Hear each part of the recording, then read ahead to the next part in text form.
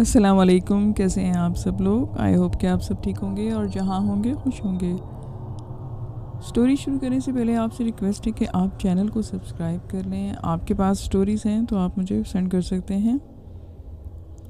یہ Tariq road Munir street کا واقعہ ہے جو آج سے تقریباً 15 سال پہلے ہوا۔ میری یہ روٹین کی بات تھی کہ رات 1-2 بجے میں گھر آتا، دوستوں کے ساتھ بیٹھے رہنا، گپے لگانا اور اوٹ پٹانگ پلان بنانے۔ اس رات جو کہ شاید 14ویں کی رات تھی، دوستوں کے ساتھ بیٹھے مجھے 1:30 بجے کا ٹائم ہو گیا۔ میرا گھر اس دوست کے گھر سے 4 گلیوں کی دوری پر تھا۔ اس دن ہم دونوں اکیلے ہی تھے، سناٹا کافی تھا۔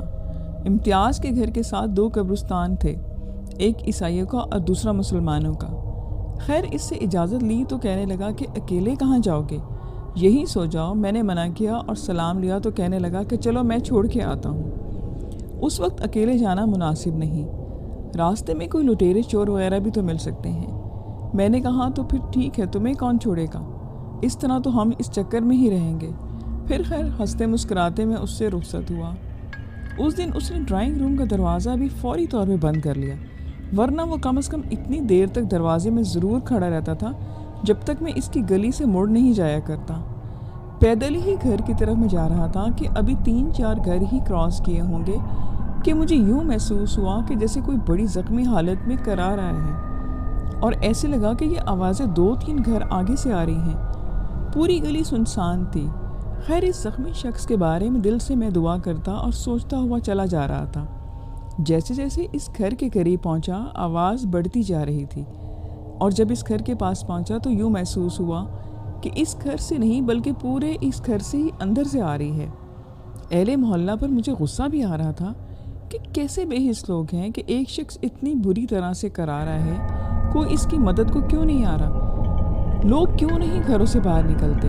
یہ آوازیں جو کہ پہلے نارمل تھیں اب کافی اونچی ہو گئی تھیں۔ وحشت محسوس ہونے لگی تھی مجھے۔ خیر جب میں اگلے گھر تک پہنچا تو آواز اس سے آگے گھر کی طرف چلی گئی۔ ان شارٹ کہ جیسے جیسے میں آگے بڑھتا جاتا آواز بھی اونچی ہوتی اور آگے کی طرف جاتی۔ میری سکس سینس کہنے لگی کہ معاملہ وہ نہیں بلکہ کچھ اور ہے۔ میں رک گیا اور ادھر ادھر دیکھنے لگ گیا تو اچانک مجھے فیل ہوا کہ بائیں سائڈ کی طرف گھر کی دیوار پر کچھ ہے۔ میں نے غور سے دیکھا تو سمجھ نہ آیا، کیونکہ وہ جو کچھ بھی تھا کالے رنگ کا ایک ڈھیر سا تھا۔ میرے مائنڈ میں آیا کہ شاید کوئی کپڑا وغیرہ یعنی کوئی ترپال جیسی کوئی چیز اکٹھی ہو کر ایک دفعہ رکھ دی گئی ہے۔ آوازیں اسی زور و شور سے جاری تھی۔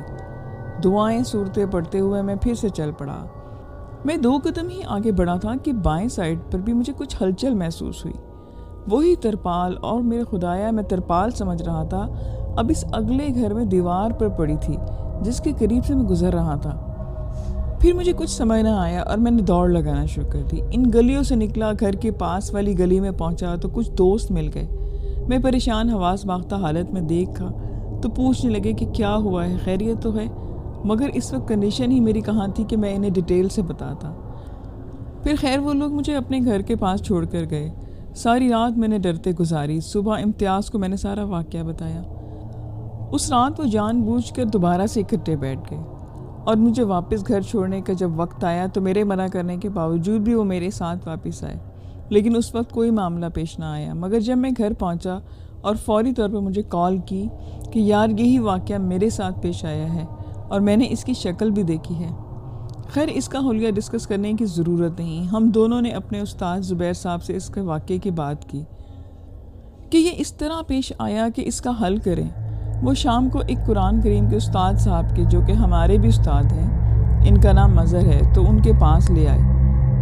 مظہر صاحب نے کافی ڈانٹا کہ ہمیں تم لوگ نمازیں تو پڑھتے نہیں ہو، دنیا داری میں گھسے ہوئے، تو یہی سب کچھ تو ہونا ہے تمہارے ساتھ۔ خیر ان کی ہم نے ڈانٹ سنی، وہ بھی تسلی کے ساتھ۔ وہ ہمیں سمجھا کر چلے گئے، مگر تھوڑی دیر کے بعد واپس آ گئے، کیونکہ ان کے گھر کی چابیاں وہیں ڈرائنگ روم میں رہ گئی تھیں۔ انہیں چابیاں پکڑائیں تو دروازے سے نکلتے ہوئے کہنے لگے کہ آوازیں اس طرح کی تھیں کہ ہم نے کہا جی بالکل اسی طرح کی تھی، تو کہنے لگے کہ جب گلی کے کارنر پر پہنچے تو تب سنا میں نے۔ اب ہمیں ایک ضد سی بن گئی کہ یہ کیا مسئلہ ہے، اور اس کی ہم کھوج لگانا شروع کر گئے۔ نیکسٹ ڈے آیا تو سارا واقعہ ذہن میں دوبارہ سے تازہ ہو گیا، اور جب غور کیا تو بات ہمیں سمجھ میں آ گئی کہ یہ آوازیں صدیق اور رفیق کے گھروں میں سے تھیں۔ کسی ایک گھر سے شروع ہوتی۔ پہلے صدیق کو ملے اور اسے پوچھا تو اس نے کہا کہ مجھے تو کوئی آواز نہیں آتی۔ پھر ہم نے رفیق صاحب کا دروازہ کھٹکھٹایا اور ان سے پوچھا کہ آپ کے ساتھ تو یہ مسئلہ ہے۔ اس نے کہا کہ جب زور دیا تو وہ مان گیا کہ یہ آوازیں اور مسئلہ میرے گھر میں ہی ہے۔ وہ مخلوق جسے چڑیل کہہ لیں، ویسے ہی وہ اس کا کچھ اور ہی نام لے رہا تھا جو مجھے اب یاد نہیں۔ اس نے بتایا کہ سال میں ایک مرتبہ چند دن کے بعد ہمارے گھر میں چھت والے کمرے میں وہ آتی ہے اور لازمی طور پہ ایک جان ضرور لے کر جاتی ہے۔ وہ جان کسی جانور کی ہی ہوتی ہے۔ خیر، اسے کہا کہ علاج کراؤ۔ ہمارا رات کو پھرنا دوبر ہو گیا تھا۔ پتہ نہیں اس نے علاج کروایا کہ نہیں۔ بہرحال میں نے رات دیر تک اس گلی میں یعنی امتیاز کے گھر جانا چھوڑ دیا۔ یہ سارا واقعہ حرف بحرف سچا ہے اور اس کے تمام کریکٹر بھی سچے ہیں۔ یہ کہانی مریم نے سینڈ کی ہے۔ میرا نام مریم ہے۔ یہ اس وقت کی بات ہے جب میری 2 بیٹیاں تھیں اور میرا تیسرا بچہ ہونے والا تھا کہ اچانک جس فیکٹری میں میرے میاں کام کرتے تھے وہ بند ہو گئی۔ بے روزگاری نے ہمیں نقل مکانی پر مجبور کر دیا۔ ہم کراچی شہر میں رہتے تھے، مکان بھی بدلنا پڑا۔ میرے میاں کو صابن والی فیکٹری میں کام مل گیا۔ اب ہم بدین آ گئے تھے۔ شروع کے دنوں میں ہم میرے رشتہ دار کی خالہ کے گھر رہتے تھے، ادھر ہی رہے۔ اس کے بعد ہم خالہ ہی کے توسط سے مکان مل گیا جو کہ آبادی سے ذرا ہٹ کر تھا اور 1 کمرے کا تھا جس کا کچن باہر کی طرف تھا اور باہر چھوٹا سا صحن تھا۔ صحن میں غسل خانہ تھا جس کے آگے بوری کا پردہ لگا ہوا تھا، دروازہ نہیں تھا اور کچن باہر تھا۔ صرف 1 شیلف سی تھی اور لکڑی کی چھت تھی، اس کا بھی دروازہ نہیں تھا۔ گھر کے ارد گرد بڑی اور لیکن اینٹوں کی دیوار بنی ہوئی تھی۔ وہ دیوار بوسیدہ تھی، لکڑی کا ایک دروازہ لگا تھا۔ وہ گھر کرائے کے لیے بھی ٹھیک تھا، ہم نے لے لیا۔ زندگی ہماری چل پڑی۔ میرے میاں کی فیکٹری بھی زیادہ دور نہیں تھی، اسی لیے ویگن کے کرائے کی بھی ہمیں بچت ہو جاتی۔ کچھ دن تو بہت اچھے گزرے، لیکن ایک دن بہت عجیب بات ہوئی۔ میں کچن میں دوپہر کا کھانا پکا رہی تھی تو اچانک ہمیں موٹی تازی کالے رنگ کی بلی میرے صحن میں آ گئی جو مجھے گھور کر دیکھنے لگ گئی۔ مجھے اس سے خوف محسوس ہوا۔ میں بھاگ کر اپنے کمرے کی طرف چلی گئی اور اس وقت باہر نکلی جب وہ چلی گئی تھی۔ اب تو اس گھر میں روز ہی عجیب و غریب باتیں ہونے لگی۔ اکثر کام کرتے کرتے مجھے محسوس ہوتا کہ جیسے کوئی مجھے دیکھ رہا ہے، جیسے کوئی میرے ساتھ میری ہیلپ کروا رہا ہے۔ ایک دن اچانک میں صحن میں جھاڑو لگا رہی تھی کہ باہر سے ایک عجیب حلیے کی لمبی سی عورت اندر آ گئی، جبکہ دروازہ بند تھا۔ سفید رنگ کے برقعے میں وہ تھی، بے نور سی اس کی آنکھیں تھیں۔ بولی کہ کب تک ہو، جتنی جلدی ہو سکتا ہے چلی جاؤ۔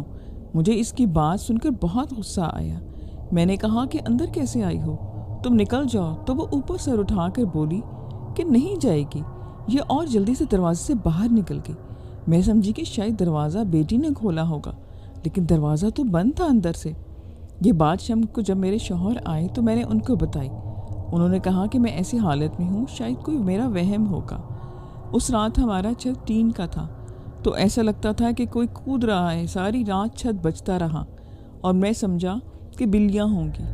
جب بھی اذان ہوئی تو چھت پر موجود شور و غل ختم ہو گیا۔ میری بڑی بیٹی جس کی عمر 5 سال تھی، وہ روز مجھے بتاتی کہ امی مجھے ایک بچی نظر آتی ہے خواب میں، اور وہ کہتی ہے کہ چلی جاؤ یہاں سے۔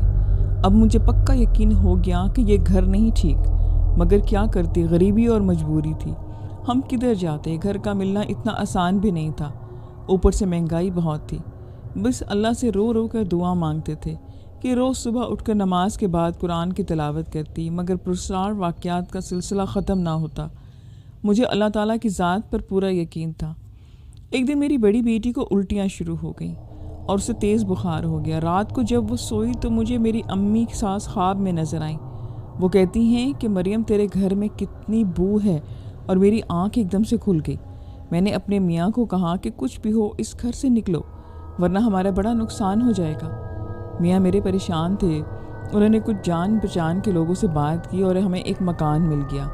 کرایہ زیادہ ضرور تھا، لیکن اس پرسرار مکان سے تو ہماری جان چھٹ گئی اور ہم وہاں پر شفٹ ہو گئے۔ کچھ ماہ بعد اللہ نے مجھے بیٹا دیا، اور ایک دن میرے میاں نے عجیب سی بات سنائی کہ جب ہم نے وہ مکان چھوڑا تو کسی اور نے مکان لے لیا، اور ان کے ساتھ بھی ایسے ہی واقعات رونما ہونے شروع ہو گئے اور وہ بھی وہاں سے چلے گئے۔ اب تو یہ بات پھیل گئی تھی کہ وہ گھر ٹھیک نہیں ہے، اس میں کچھ ہے جو کسی کے ساتھ نہیں رہنے دیتا۔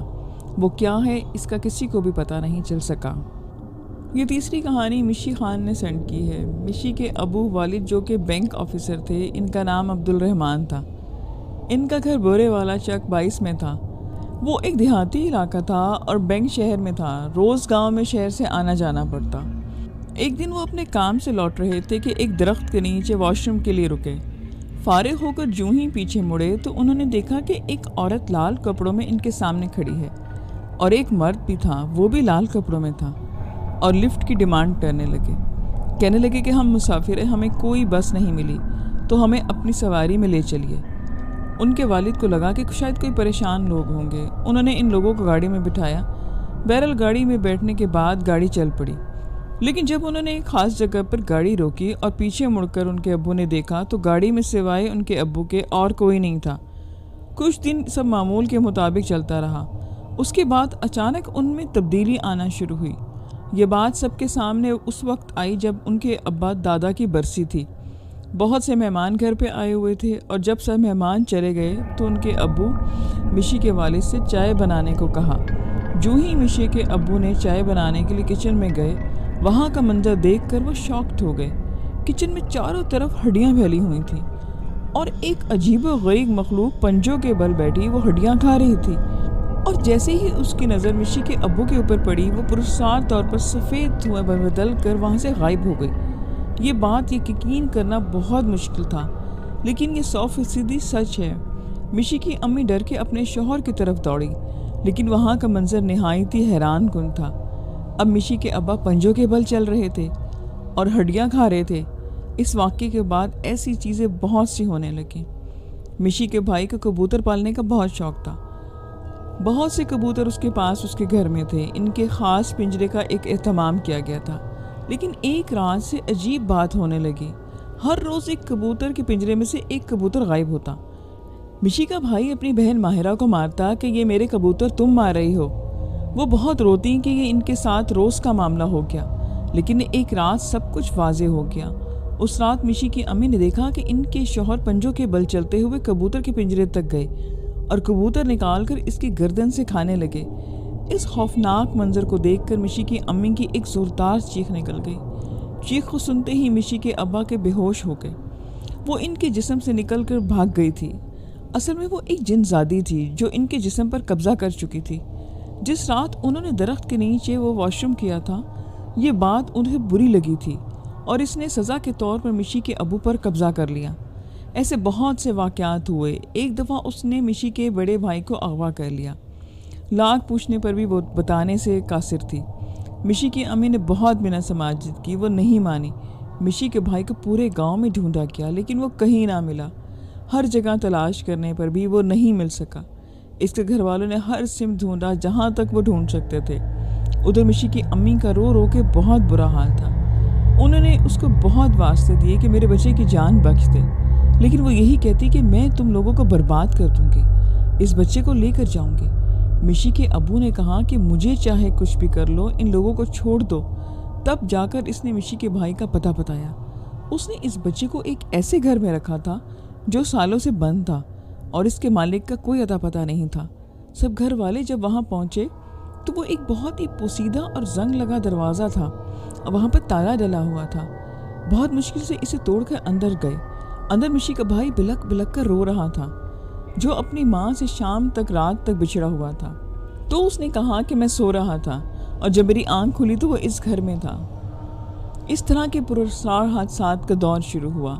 اس دن مشی کے گھر والے سب مل کر ٹیلی ویژن دیکھ رہے تھے۔ سب بڑے اطمینان میں بیٹھے تھے کہ اچانک مشی کے ابو پر عجیب سی ایک کیفیت طاری ہو گئی جیسے دورہ پڑتا ہے۔ ایسا لگ رہا تھا کہ جیسے وہ ڈانس کر رہے ہیں۔ سب لوگ حیران رہ گئے۔ وہ جن زادی ان کے جسم میں ظاہر ہو چکی تھی اور وہ ناچ رہی تھی، اور ناچتے ناچتے مشی کی امی سے کہنے لگی کہ تو مجھے بالکل پسند نہیں ہے اور میں اس کو یہاں سے لے کر جاؤں گی۔ اس طرح کے واقعات اکثر و بیشتر ہونے لگے۔ ایک دفعہ ماہرہ باجی ان کے کمرے میں گئی۔ وہاں کا منظر دیکھ کر ان کے حواس ساکت ہو گئے۔ 3 جنزادی عبدالرحمان صاحب کو گھیرے ہوئے تھیں اور ان سے نہ جانے کیا کیا کہہ رہی تھی۔ پھر ایک رات آئی، مشی کے والد کو کسی کی شادی میں جانے کے لیے کہنے لگی۔ انہوں نے منع کیا تو غصہ ہو گئی، مارنے لگی، دانتوں سے کاٹنے لگی، بہت مارا اس نے۔ ماہرہ باجی بتاتی ہیں کہ جب وہ انہیں مارتی تو سب گھر میں مارے خوف کے پڑوسیوں کے گھر بھاگ جاتے. یہ آوازیں سن کر پڑوس بھی ڈر جاتے. اتنی دردناک چیخیں ہوتی تھیں کہ وہ کہتی کہ میرے ساتھ میری دنیا میں چلو. کیونکہ وہ جن زادیاں تھیں اسی وجہ سے اتنی قیامت برپا کیے ہوئے تھیں. اتنی تکلیف انہیں دیتی کہ مشی کی امی اس سے بہت منتیں کرتی. وہ چھوٹے بچوں کی طرح انہیں دہائیاں دیتی. انہی ساری تکلیفوں کو ہوتے ہوتے آخر ایک دن اس کے ابو کی جان نکل گئی. انہوں نے اس کی جان لے کر ہی چھوڑی. یہ سٹوری سید خان نے اسلام آباد سے سینڈ کی ہے. وہ کہتے ہیں کہ جب میں 5 سال کا تھا تو میں گھر کے قریب گراؤنڈ میں کھیلا کرتا تھا. وہ گراؤنڈ بالکل ویران تھا اور کافی عرصے سے تو میرے دوستوں نے اور میں نے مل کر اس گراؤنڈ کو صحیح کیا اور ہم وہاں کرکٹ کھیلا کرتے. تو ایک دن میں کھیل کے گھر آیا تو ٹھیک مغرب کے وقت مجھے ڈر لگنا شروع ہو گیا. حالانکہ میں کبھی نہیں ڈرا تھا. تو میں نے اپنی امی کو بتایا کہ انہوں نے قریبی مسجد میں مجھے دم کروایا. میں کچھ بہتر ہو گیا. دن ایسے ہی گزرتے گئے. میں وہاں روزانہ کھیلنے جاتا تھا. پھر کچھ دنوں کے بعد میرے جسم میں درد ہونا شروع ہو گیا. میری ہڈیاں بہت درد کرتیں جو مجھے ڈاکٹر کے پاس میری امی لے گئیں. وہاں میرے سارے ٹیسٹ ہوئے. رپورٹس میں ڈاکٹر نے کہا کہ اسے تو کچھ بھی نہیں ہے. مگر مجھے آرام نہیں آیا. پھر مجھے محسوس ہونے لگا کہ کوئی میرے ساتھ ٹھہرا ہے. میں جب پیچھے دیکھتا تو کچھ بھی نہ ہوتا. ایک دن میں سویا ہوا تھا کہ رات کے تقریباً 12 کا ٹائم ہوگا. گرمیوں کے وہ دن تھے. میرے ساتھ چارپائی پر میری امی لیٹی ہوئی تھی اور پیچھے کی طرف میری بھابھی ماں لیٹی تھی. میں نے اوپر کی طرف دیکھا تو مجھے میری بھابھی ماں کی شکل کی ایک عورت دکھائی تھی. وہ مجھے ہی گھور رہی تھی. میں اس کو دیکھتا رہا. میں نے سوچا کہ بھابھی تو لیٹی ہوئی ہے, پھر اوپر کیا کرنے گئی ہے. یہ خیال آتے ہی میں اٹھ کر بیٹھ گیا تو وہ عورت اچانک میرے پیچھے ہو گئی. میں نے دیکھا تو بھابھی لیٹی ہوئی تھی. میرے اندر خوف کی ایک لہر دوڑ گئی. پھر ساری رات میں نے ڈر کے گزاری. صبح کو پھر میں نے امی کو یہ ساری بات بتائی. انہوں نے پھر قریبی مسجد جا کے مجھے دم کروایا. پھر چند دن کے بعد رات کے تقریباً 8 بجے ہوں گے. سردیوں کی وہ رات تھی. ایک بہت ٹھنڈ میں رات تھی. تو میں کام کے لیے گھر سے باہر نکلا. ابھی چند قدم ہی مشکل سے چلے تھے کہ پیچھے سے کسی کے چلنے کی آواز آئی. میں پیچھے مڑ کر دیکھا تو کوئی بھی نہ تھا. میں پھر تھوڑا سا چلا تو پھر بھاری قدموں کی آواز آنے لگی. قدموں کی آواز ایسی تھی کہ کوئی بہت ہی بھاری چیز زمین پر گری ہو. میں نے پیچھے مڑ کر دیکھا تو کوئی بھی نہ تھا. پھر میرے دل میں خوف پیدا ہونے لگا. میں نے آیت الکرسی کا ورد شروع کیا تو قدموں کی آواز آنا بند ہو گئی. وہ عید الفطر کا دن تھا تو ہم عید کی نماز کی تیاری کر رہے تھے. کسی نے دروازہ کھٹکھٹایا. میں نے کہا تو ایک ملنگ بابا ٹھہرے تھے.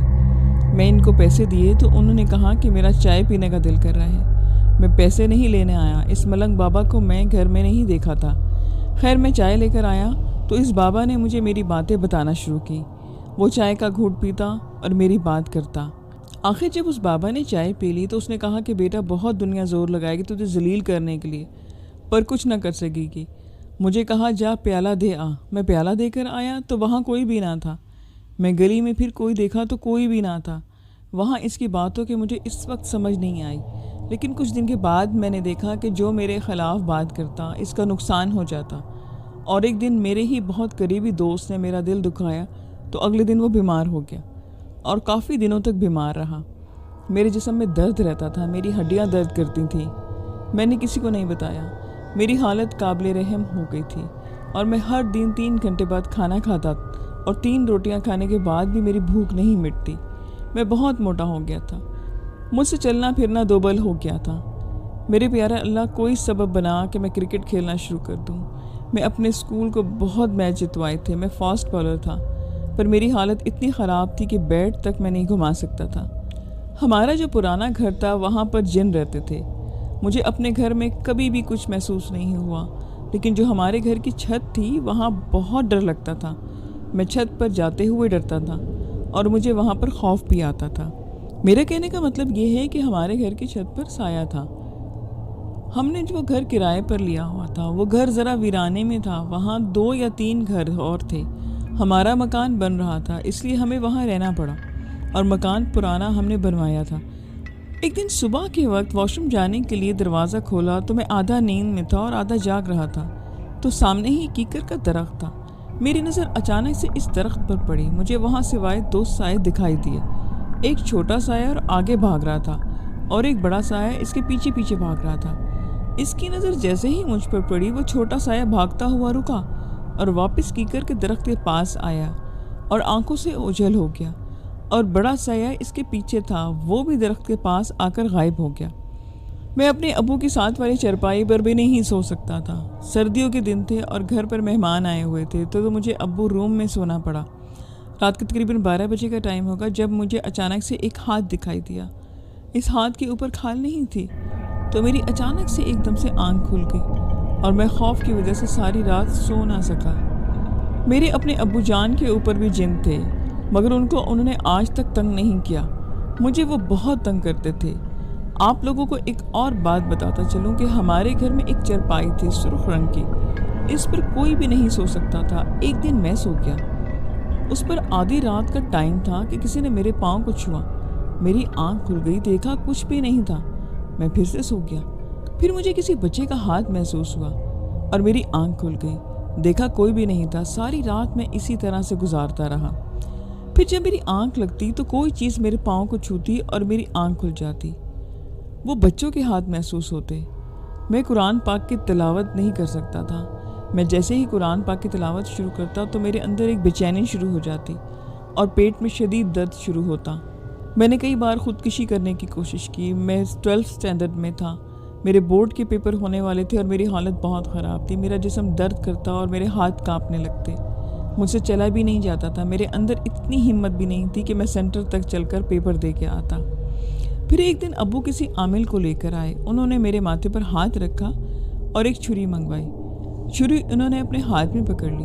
میں نے سوچا کہ آج میری خیر نہیں۔ پھر انہوں نے اپنا عمل شروع کیا۔ میں ان کا عمل سنتا رہا، میں ڈرا ہوا تھا۔ عمل ختم ہونے کے بعد انہوں نے کہا کہ بیٹا کچھ محسوس ہوا؟ تو میں نے کہا کہ ہاں سر، میرا ہلکا ہو گیا ہے۔ پھر انہوں نے کہا کہ اس بچے کو کچھ نہیں ہے، آپ کے گھر میں جو بھی ہے، لیکن وہ ہمیں مطمئن نہ کر سکے۔ پھر ایک دن قاری صاحب آئے، وہ اب سے ملنے آئے تو بھائی نے ان کو بتایا کہ انہوں نے کہا کہ میں 2 یا 3 دن بعد بتاؤں گا۔ پھر انہوں نے حساب کیا اور بتایا کہ اس کے ساتھ جنات ہیں، 3 جن اور 4 جنیاں ہیں۔ انہوں نے پھر میرا علاج شروع کیا۔ میں پڑا ہوا پانی لے کر جاتا اور میرا ہاتھ اور ٹانگیں کانپنا شروع ہوتی۔ میں پانی پیتا تو سکون آ جاتا۔ اس طرح میں نے بورڈ کے پیپر دیے۔ پھر مجھے کچھ عمل بھی بتائے گئے۔ وہ جب بھی کرتا تو عورتوں کی چیخنے کی آوازیں آتی، وہ مجھے گالیاں دیتی۔ انہوں نے چوریاں بھی کی، میرے جیب سے پیسے گم ہو جاتے، اور جب وہ پیسے ہمیں کہیں سے پڑے ملتے تو ہمیں شدید حیرت ہوتی۔ پورے گھر والوں کی چیزیں گم ہو جاتی اور کہیں کی کہیں سے ملتی۔ میں وظیفے کے ذریعے واپس لے کے آتا، اور پھر میں نے اپنا علاج شروع کروایا اور ایک بہت بڑا آگ کا الاؤ جلوایا۔ مجھے اس کے قریب بٹھایا گیا۔ آگ کی تپش بہت زیادہ تھی، مجھ سے برداشت بھی نہیں ہو رہا تھا۔ جیسے جیسے آگ کی تپش بڑھتی مجھے سکون ملنے لگا۔ پھر ان جنات کو جلایا گیا۔ میں نے خود دیکھا کہ ان کو جلتے ہوئے وہ گالیاں دے رہے تھے اور بھیک مانگ رہے تھے۔ پھر جب بھی وہ جل گئے تو مجھے ایسا لگا کہ میرے جسم سے بوجھ اتر گیا ہے۔ میں نے پورا 1 سال تک پڑھائی نہیں کی تھی۔ پھر میں نے دن رات محنت کی، جو جسمانی کمزوری تھی اس کو دور کیا، ساری ورزشیں اور وظائف کیے۔ اس کے بعد اللہ کا شکر ہے کہ اب میں بالکل ٹھیک ہوں، میری ذہانت بھی واپس آ گئی ہے اور آج وہ جگہ بھی بھاری نہیں ہے۔ لسنرز، یہ آج کی سٹوریز تھیں۔ آئی ہوپ کہ آپ کو اچھی لگیں گی۔ مجھے فیڈ بیک ضرور دیں۔ پھر ملیں گے نیکسٹ ویڈیو میں۔ اپنا خیال رکھیں۔ خدا حافظ۔